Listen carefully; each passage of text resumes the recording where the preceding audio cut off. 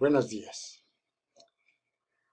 La maestra María Rocío Ordaz Berra, la maestra María Guadalupe Rosas Marín y el maestro Óscar Castro Almeida, profesores del Departamento de Procesos y Técnicas de Realización, adscritos a la División de Ciencias y Artes para el Diseño de la Universidad Autónoma Metropolitana, haremos una muy breve explicación acerca del análisis, trazo y aplicación de sombras en una perspectiva cónica. La idea principal de este trabajo es inducir en los estudiantes que gusten de la geometría descriptiva y en particular de la perspectiva y de la aplicación de sombras, tengan un panorama más extenso y a la vez que sus conocimientos se vean ampliados en el campo del diseño. La idea es dar como resultado que el dominio de esta técnica les facilite su manera de comunicarse gráficamente de una manera más eficaz y a la vez con un gran sentido del manejo de la proporción y escala. Una vez trazada la perspectiva, es cuando se estudiará y determinará las sombras de algunos objetos simples y compuestos por combinaciones de figuras elementales ya conocidas por todos, que representan de una forma sintética elementos de algún diseño, de arquitectura o de diversos edificios. Como toda fuente luminosa, el Sol emite rayos divergentes, pero dada la gran distancia que los separa de la Tierra con respecto al Sol y el diámetro de éste con respecto al de la Tierra, es válido considerar que los rayos son entre sí paralelos.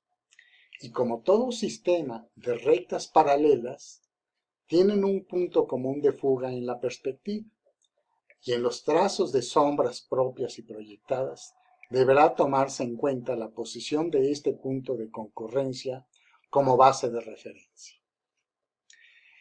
En las primeras horas de la mañana, así como en las últimas de la tarde, los rayos del Sol tienden a ser horizontales con respecto al observador, y a medida que el Sol se encuentre más elevado, sus rayos tomarán una mayor pendiente, y en una perspectiva cónica siempre se tendrá un punto común de fuga sobre el cuadro.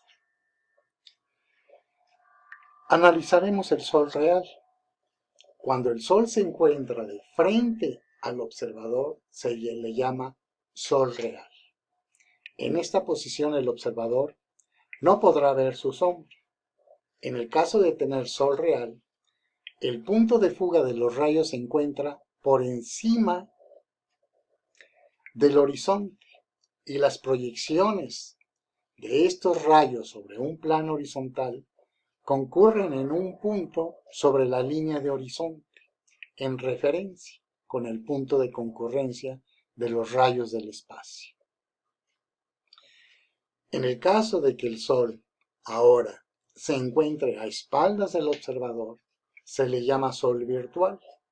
En este caso el observador no podrá ver su sombra, podrá ver su sombra, pero no podrá ver el Sol. Cuando se tiene Sol virtual, el punto de fuga de los rayos de concurrencia se encuentran por debajo de nuestra línea de horizonte, en referencia con el punto de concurrencia de los rayos proyectados en un plano horizontal. Teniendo ahora previamente trazada una perspectiva de un prisma muy sencillo, se procederá a obtener las sombras a través del uso del Sol real de este prisma. Se llevan rectas tangentes a la base del prisma desde el pie de Sol. Estos puntos de tangencia nos definen las aristas límites de luz y de sombra propias y a la vez que se proyectarán su sombra. Tratándose de aristas verticales, se encuentran los puntos de sombra de los vértices del plano superior del volumen, lo que al unirse ordenadamente limitan el contorno de la sombra proyectada. Así tendremos las sombras propias, sombras proyectadas y algunas caras iluminadas. Conocidas ya algunas de las figuras que hemos trabajado, tenemos aquí como ejemplo una pirámide, la sombra que arroja esta pirámide y su sombra propia. De igual manera, tenemos un cuerpo ahora suspendido aquí en el aire.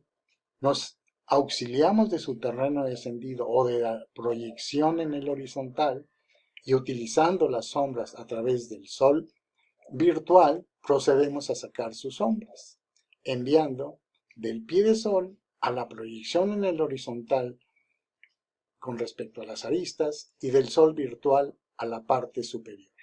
Donde crucen ambas líneas, ahí iremos obteniendo las sombras que están proyectándose de cada una de estas rectas y de este volumen. Nuevamente presentamos algunos ejemplos de un cono donde arroja su sombra y tenemos su sombra proyectada.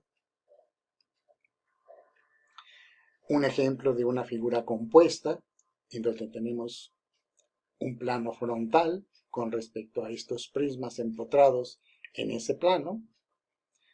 Vemos que arrojan su sombra sobre el plano, tienen su sombra propia y la sombra de ese plano frontal proyectándose sobre el horizontal, de la manera en que hemos explicado anteriormente cómo trazar esas figuras. Aquí tenemos un prisma, una pirámide truncada, en donde arroja la sombra de esta pirámide y vemos que las líneas que van fugadas, las sombras también se encuentran fugadas. Determinaremos ahora, por último, las sombras con luz de foco. La luz de foco, cuyos rayos divergen desde un punto, ocasiona que las sombras de los objetos resultan también divergentes y de una mayor longitud a la medida que se alejan del foco, teniendo igual altura. Tienen direcciones divergentes desde el pie de foco y sus longitudes varían en razón directa de la distancia al foco. Todos los rayos de una fuente luminosa divergen de un punto si ésta se le considera como tal, y la proyección horizontal de estos rayos concurren en un punto ubicado en una misma recta que contiene la fuente luminosa. En perspectiva, esa fuente luminosa quedará representada en un solo punto localizado por encima de la línea de horizonte y por debajo de la línea de horizonte su proyección sobre el plano se le llamará pie de foco. Así, presentamos aquí el ejemplo de una línea recta completamente vertical. Ubicamos nuestro foco y nuestro pie de foco arriba de la línea de horizonte y por debajo de nuestra línea de horizonte y procedemos a trazar y determinar la sombra de dicha recta. Ahora bien, ahora se nos presenta una figura muy elemental de un prisma previamente trazada su perspectiva y determinaremos la sombra utilizando luz de foco. Ubicamos nuestro pie de foco abajo de nuestra línea de horizonte. Por la misma proyección, a una altura determinada, ubicamos arriba de la línea de horizonte el foco y procedemos a trazar su sombra. Del pie de foco a la tangencia de una de las aristas y del foco por la parte superior a otra de las aristas. Donde crucen ambas rectas, determinaríamos ahí la sombra de cada una de las aristas correspondientes de esta figura, dando así como resultado el arrojo de las sombras en el horizontal, sus sombras propias y algunas caras iluminadas de este cuerpo.